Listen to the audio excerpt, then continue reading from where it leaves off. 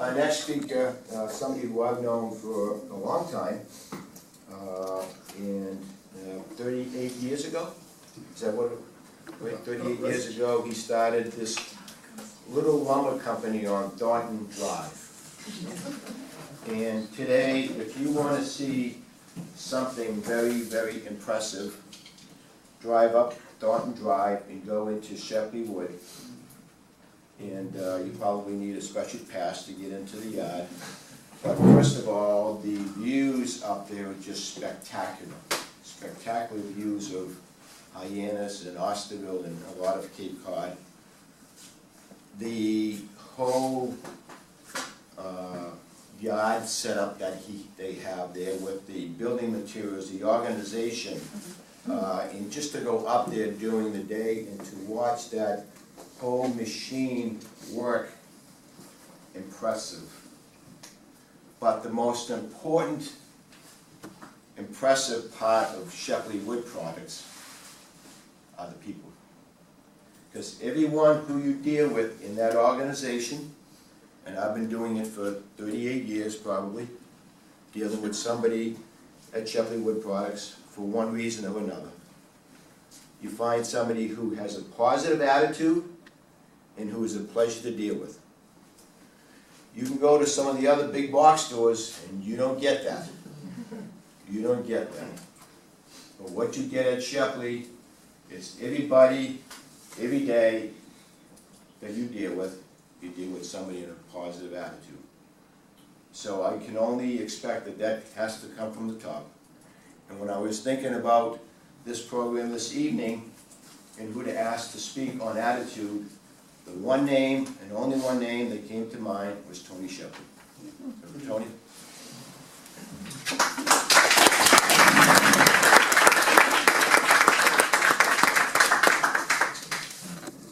I'm going to limp my way up here tonight.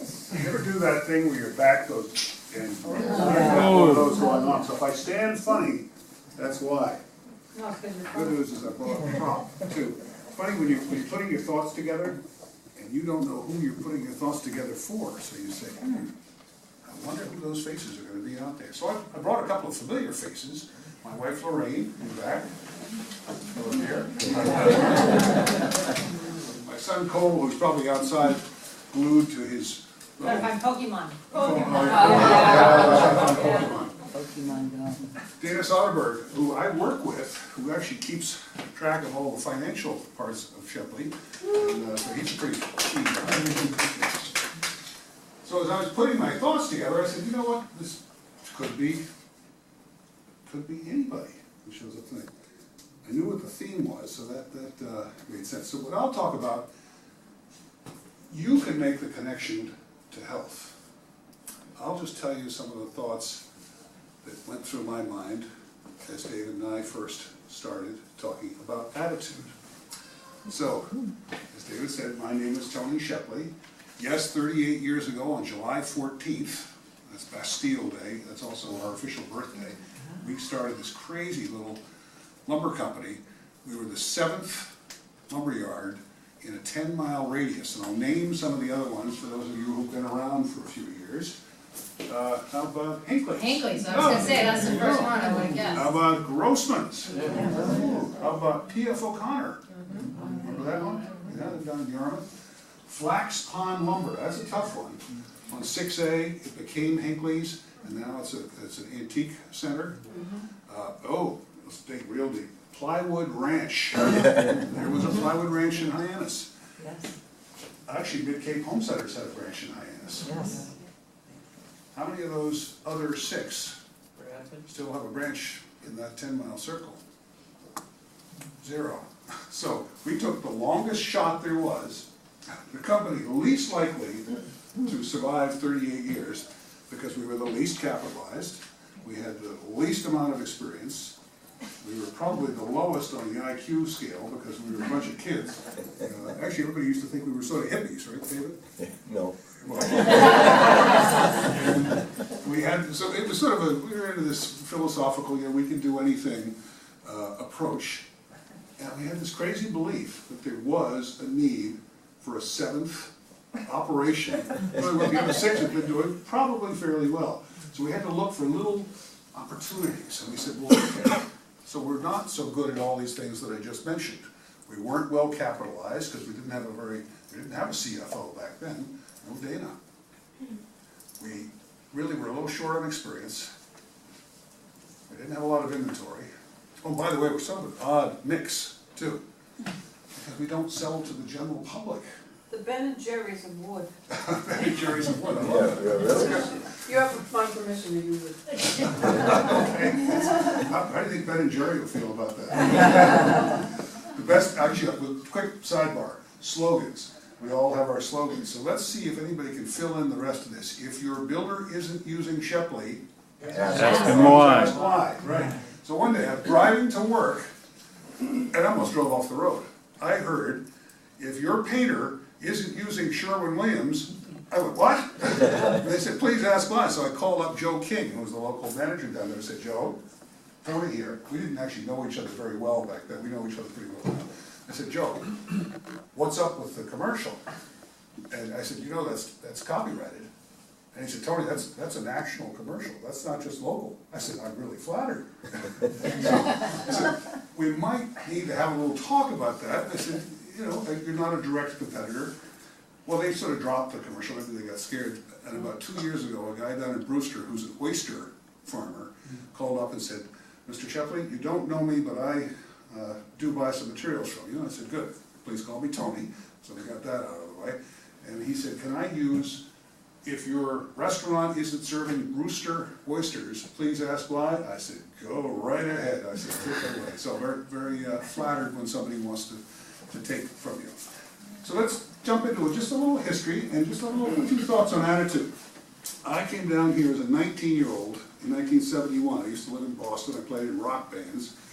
And this is before I ever had the glimmer of an idea about lumber.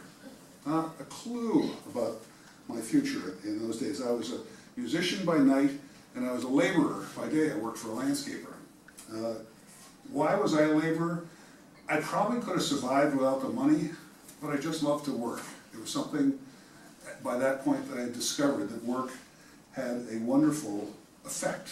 It made me feel useful, it made me feel accomplished, and it gave me the opportunity to grow. So there was sort of a restless energy, even in those days, that I had to find a way to satisfy. So my bandmates said, you're out of your mind. We're actually making pretty good money. We're fairly successful at this. We didn't need a lot to live on in the early 70s. Why are you going out and doing things like driving a tractor-trailer truck during the day after we've been up all night playing music? And the answer was, I liked the thought of doing whatever I did, both feet in. And sometimes I like doing what I did head first too, but that's another part of that deal. Today, I get to watch Lorraine's and my 17-year-old son, Niles. Niles works for us, he's on summer break. He works in the lumberyard. It's his second year. 16 was very early to start. But we played along. We said, okay, you can come in. He actually did fine. He's back for year 2 now, and at 17 years old, said, give me the hardest job. I want to be on the loading docks. I want the biggest, heaviest Anderson windows going over to Mr. Sorrow's job. I want the double door. I want the triple slider. You know what's funny? He's had to prove himself. Because not only is he 17, so he's way younger than anybody else, typically 18 and up. But he's also the boss's son. That's a pretty big disadvantage right there. So, he's likely to be considered spoiled, not particularly well plugged in. So I watch it. So I talk to the guys. At first they were a little, well, it's interesting.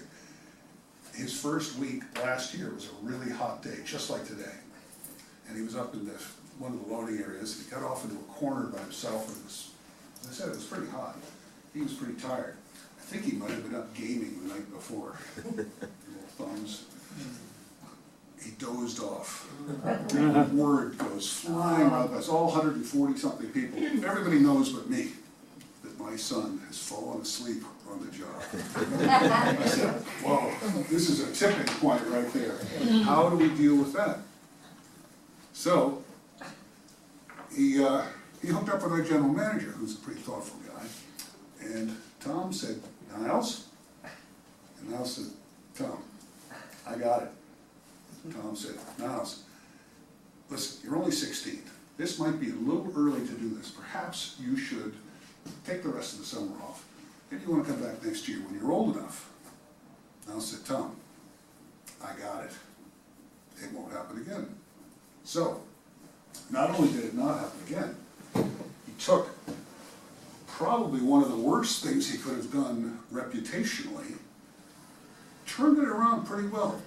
About a week later, some of the older, more experienced guys in the yard were coming up to me when I'd walk out there and they'd say, listen, don't be too hard on the kid.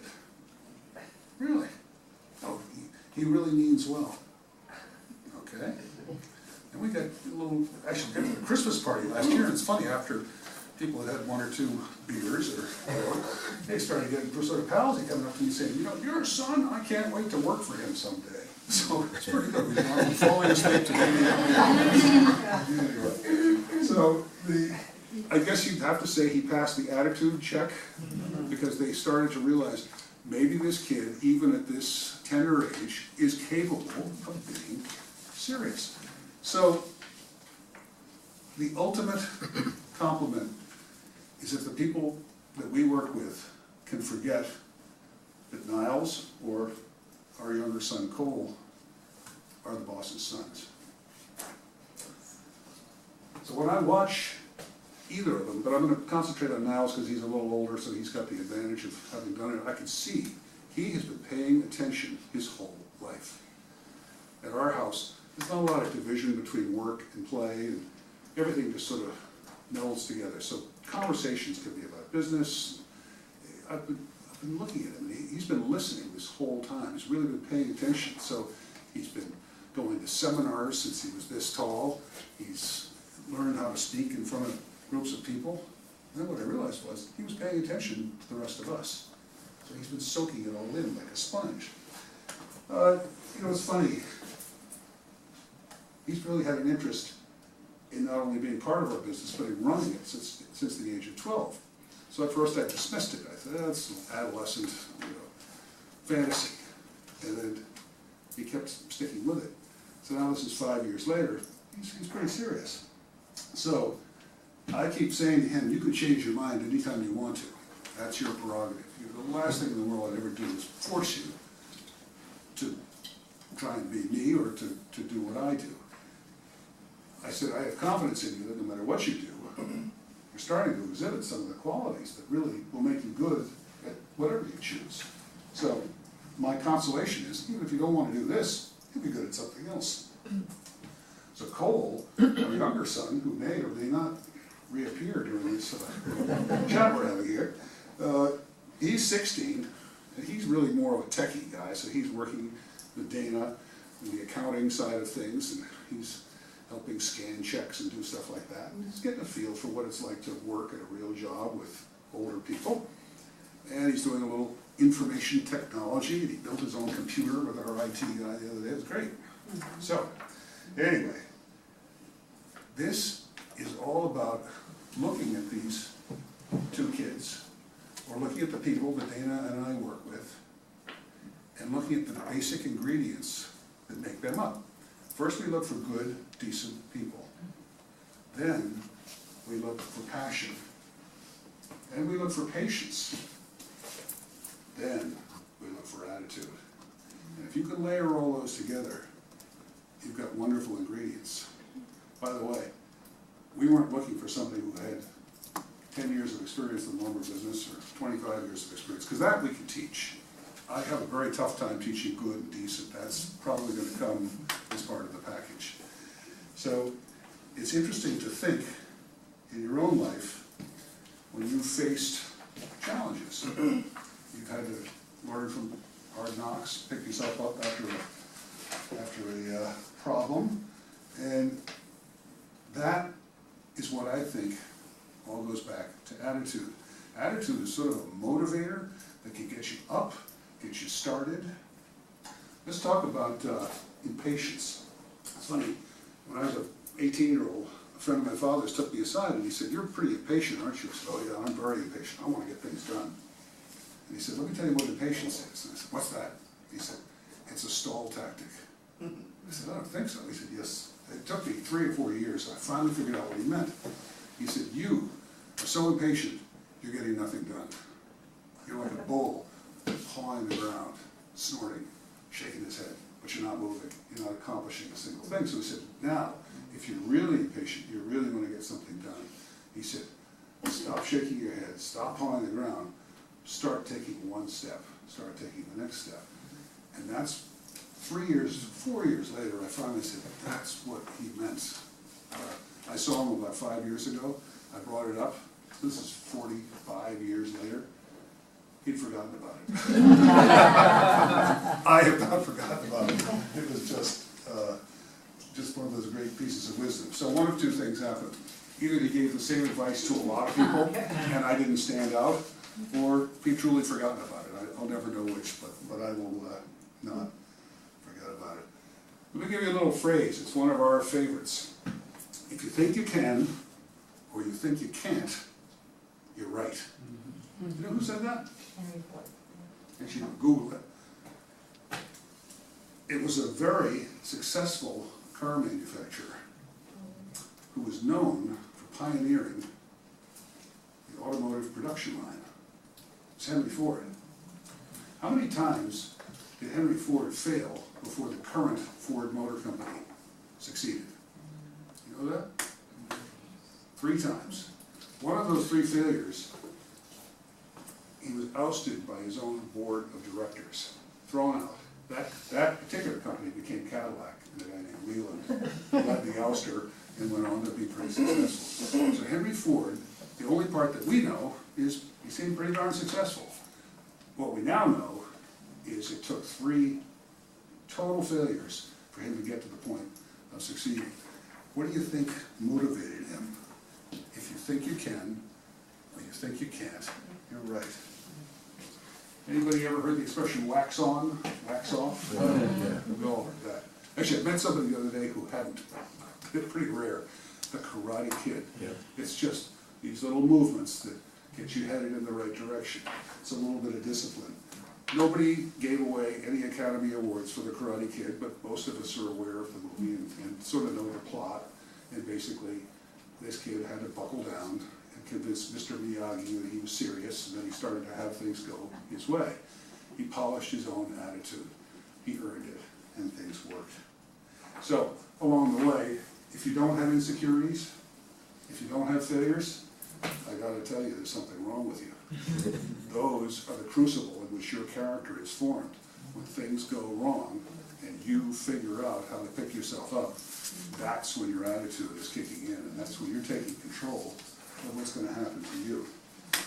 We're given a lot of gifts, because not only are we given all of our basic qualities, but we're given intelligence, we're given the ability to communicate, we're given the ability to talk in spoken words that not all species get. So we can trade these ideas of attitude.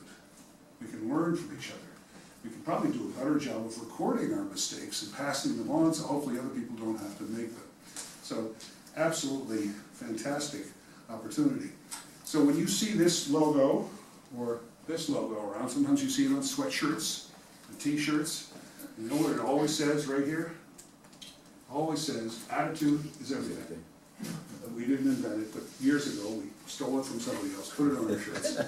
It's funny, these shirts show up all over the world.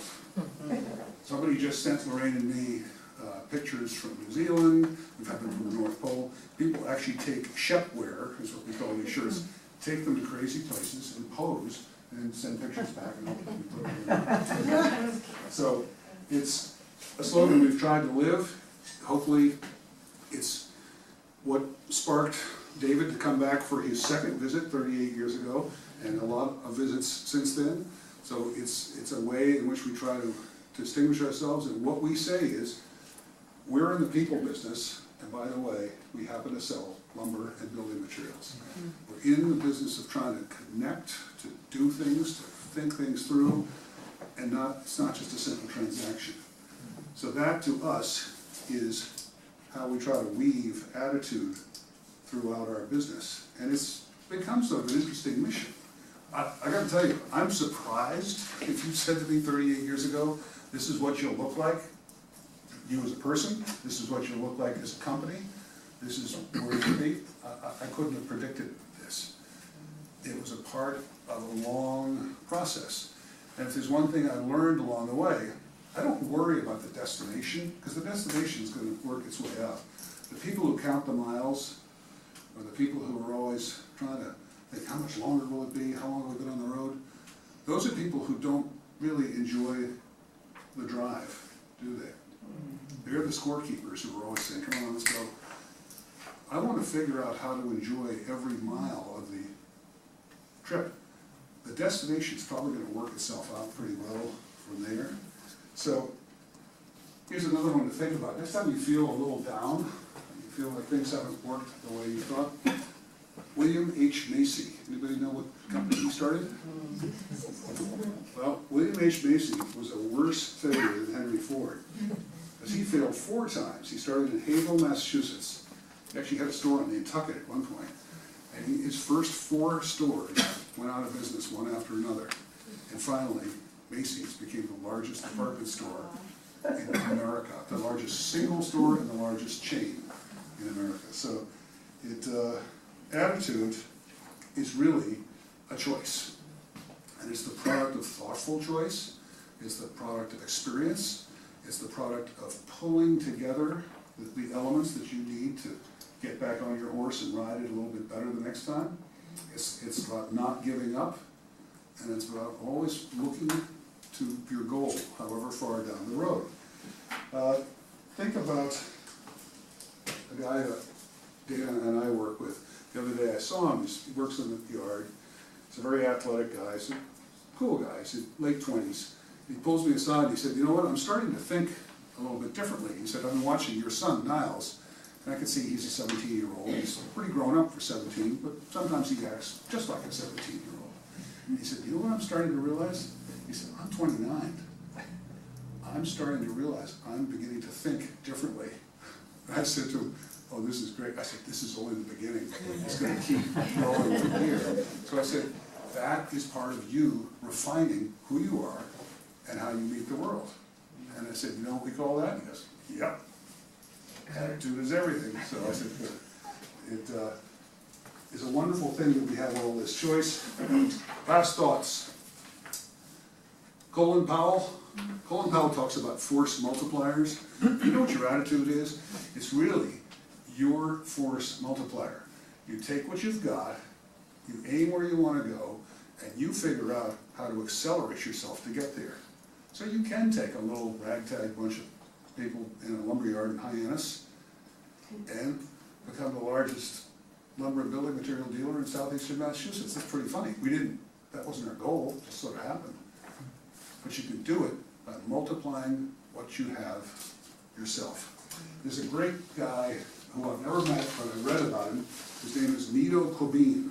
And Nito Kobin was I guess a pretty much penniless immigrant. Came here as a 16 or 17-year-old. And he is now the 3rd highest paid college president in the United States. And you've never heard of his college, neither have I, but he's pretty successful at it. Nito Kobin, the guy who pulled himself up from nothing, said, our present circumstances don't determine where we can go. They merely determine where we start. Wouldn't you like to follow him? So, here's my little tip on attitude. Attitude is a full-time job, but the benefits are outstanding. Pick anyone you truly admire, and I'll bet that you admire them in large part because of their attitude. Likely, you're going to recognize them more for what they do for the people around them than what they do for themselves. Also, just as likely, I bet their attitude is a little bit contagious. It's likely to rub off, which is why people want to be around them. So, we talked about the trip, we talked about the destination. Live the trip, make that part of your attitude, make that part of your approach. When you think about it, the best job in the world is a job you love. So if your attitude is part of who you are, that self-love will actually work itself out pretty well. I think the key is really to find the value in whatever we do. So however menial, however boring, and we all have those, do it with gusto. Do it with both feet. And once in a while, dive in head first. And remember, attitude is everything.